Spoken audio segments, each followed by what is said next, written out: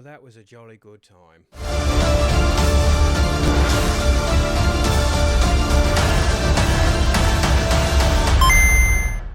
First of all, I would just like to say, I'm talking like this because I was dared to for this review. Second of all, Marvel Studios Thunderbolts was an absolute blast of a time. Let me tell you.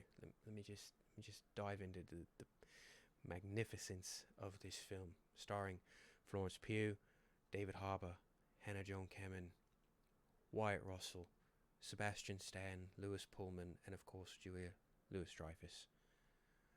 My goodness, Thunderbolts was a surprising breath of fresh air.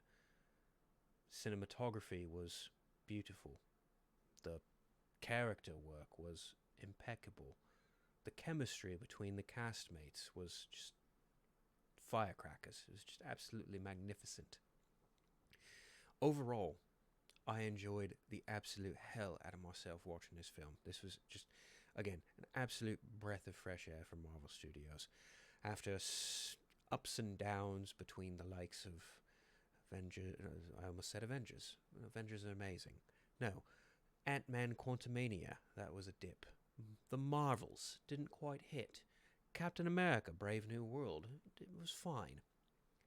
Quality-wise, Thunderbolts is one of the best movies Marvel has made in some time. Due to the talent involved, the technical aspects of it, just an absolutely master craftsmanship in superhero filmmaking. And these are the lowest of low, the anti-heroes, the losers. They even call themselves the losers in the movie. They are the losers of the MCU. Alright, first and foremost, let's talk about each character for a moment. Yelena Belova, played by Florence Pugh.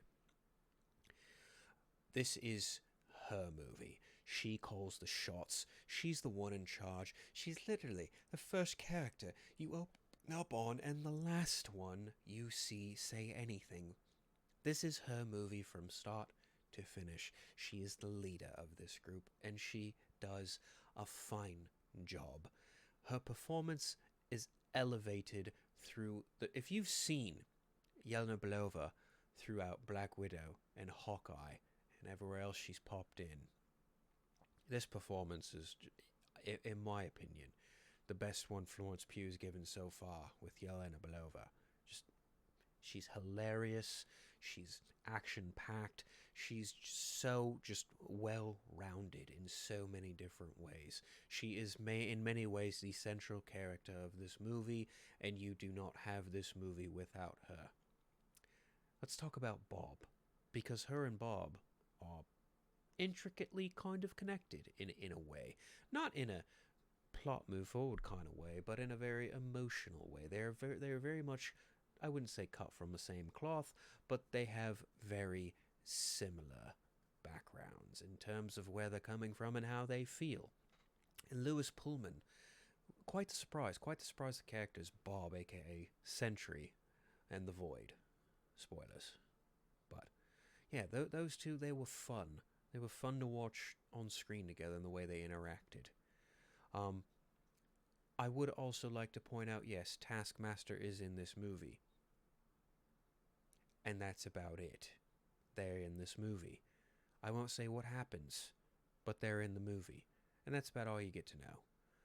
Moving on, let's talk about John Walker. John Walker, played by Wyatt Russell. Man. Dime store, bargain bin, Captain America. Oh my goodness, what a... You know, he's almost a scene stealer in this movie. He's absolutely incredible. He's too funny. He's Captain Jackass as far as I'm concerned, because he plays an asshole in this film, and it's quite fitting. It's absolutely super fitting. If you liked him in Falcon and Winter Soldier, you'll probably love him here.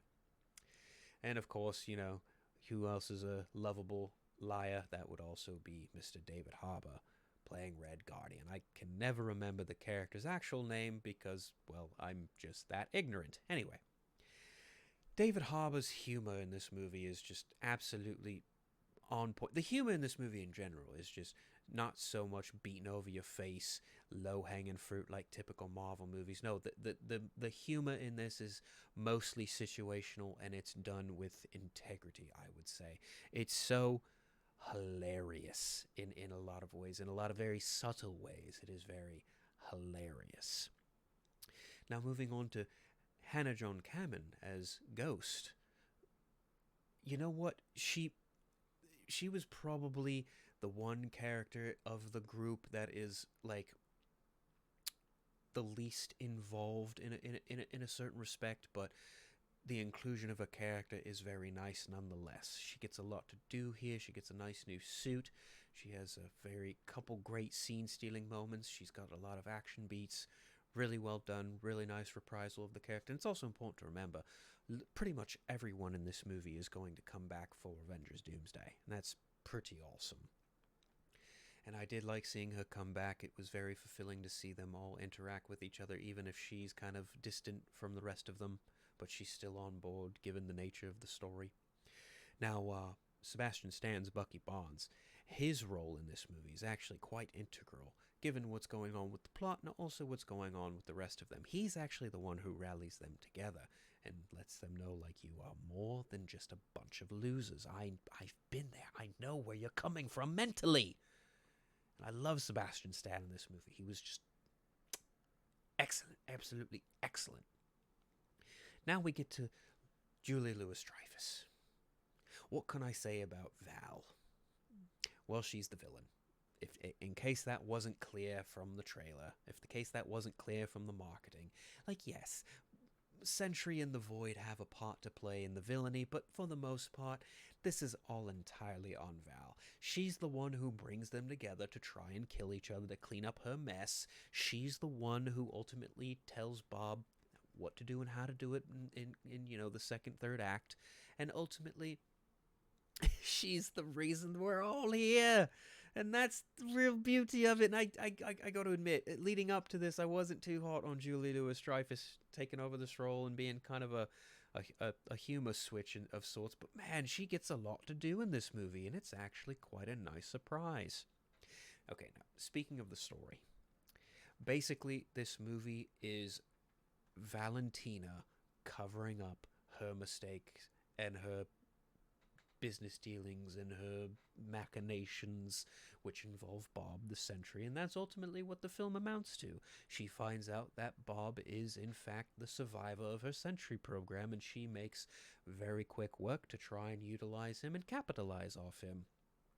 Surprisingly, Julia Louis-Dreyfus does play an excellent villain. Antagonist villain, almost one and the same. There's a very hard line here. She actually has a really great line in the movie. She says to someone else that, you know, at some point you grow up thinking that there are good guys and bad guys. But then when you grow up, you realize that there are bad guys and there are worse guys. Well, in this case, Julia Louis-Dreyfus is in fact the worst guy. When we're dealing with a bunch of, you know, semi-bad people and antagonists from other movies outside of Bob, because he's Bob, she really is the worst of them all.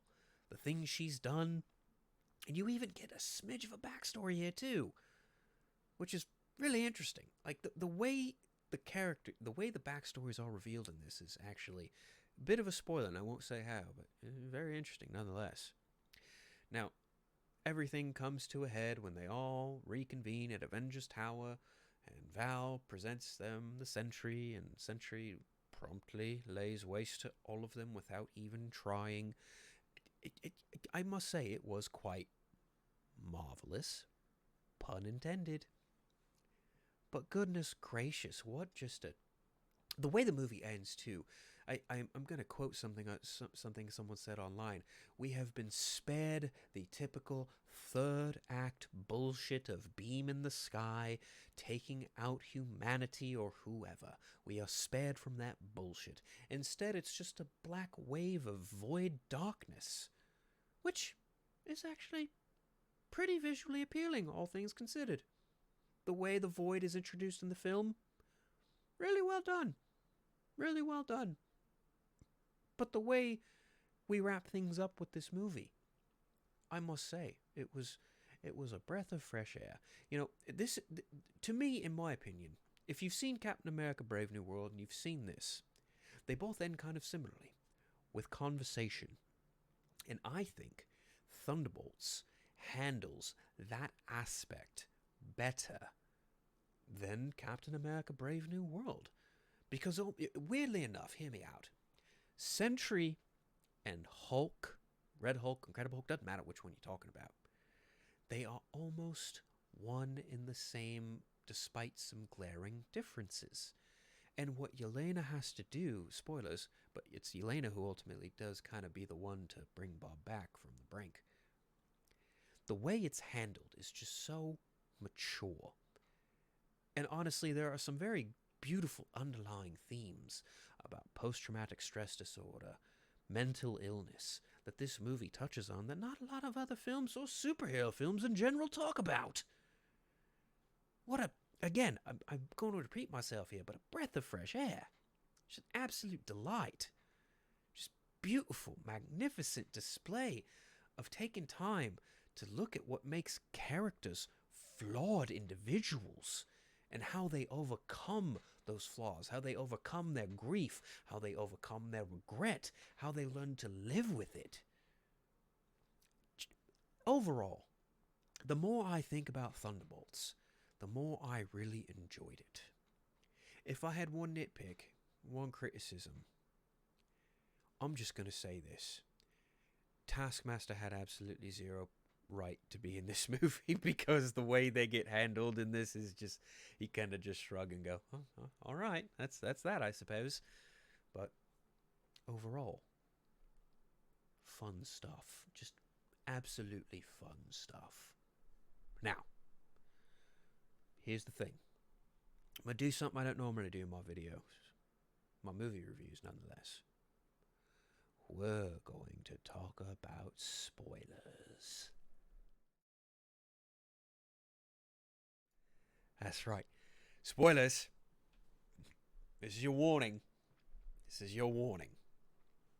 At the end of the movie, it's revealed that the Thunderbolts, while they get called that throughout the movie due to a past plot point revolving around Yelena and something from her past, which is really fun, by the way. I personally connected with it because I used to play soccer. Basically, the Thunderbolts name comes from a soccer team that Yelena was on and they never won once. There's a lot of thematic things going on with that, and I actually really appreciate that because I played soccer growing up and it was quite nice. Anyway, the end of the film, you find out that, well, you don't really find out. It basically happens by hapstance. As the Thunderbolts are about to catch Val and take her in, they are met with press, and Julie Louis-Dreyfus's Val introduces these characters as, final warning, the new Avengers. That's right, folks. What we're looking at here for Avengers Doomsday are effectively our new Avengers. When everyone wondered why the majority of these names had chairs on them for Avengers Doomsday, well, it's because they are now new Avengers. They are the new Avengers. And to take this spoiler a step even further, because of course Marvel has a mid and post-credits scene. Of course they do. The mid-credits scene is a fun gag with Red Guardian, and it's hilarious. There's Wheatie boxes. It's all gravy. The post-credits scene, on the other hand, we get a new Avengers logo. We get them in Avengers Tower. We get them meeting up and talking about how they're all kind of not liked by people on social media. Surprise, surprise. Sam Wilson's apparently really mad that these are the new Avengers, and apparently it's something about wanting to take them to court for copyright, some nonsensical bullshit. But, again, final warning, because we're in massive spoiler territory here.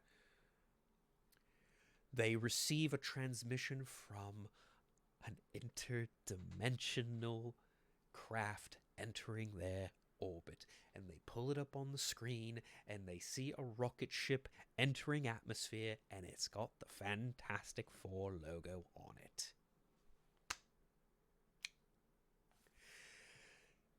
Let me tell you the amount of squealing and happiness I displayed. Okay, I really wasn't squealing. That's an exaggeration, but the amount of joy that overcame me when I saw that rocket enter the atmosphere was abundant. Because anyone who knows, look, I loved Thunderbolts. I quite liked it quite a bit.